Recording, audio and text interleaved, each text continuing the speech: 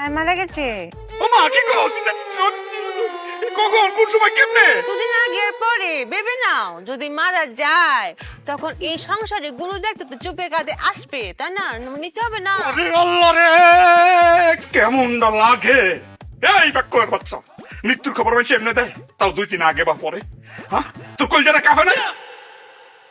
আচ্ছা ঠিক আছে বাদ দে। সুন্দর করে মুড়ি খন্ডটা রান্না করবি। হ্যাঁ শোন, আমি অনেক জায়গায় মুড়ি খন্ড খাইছি, মাথা না খন্ড খন্ড হয় না।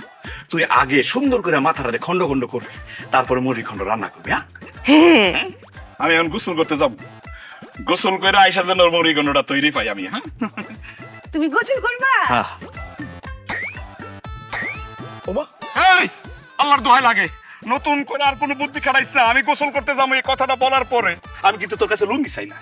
আমি জানি আমি লুঙ্গি চাইলে তুই ব্লাউজ পেটিকোট ছায়া আর কি যেন দিয়ে লাইবি, দরকার নাই। ওই দায়িত্বটা আমি আমার কাঁধে নিয়ে নিছি। তোর দায়িত্ব হইলো মুড়ি খন্ড রান্না করা। যা। হ্যাঁ হ্যাঁ। ঠিক আছে।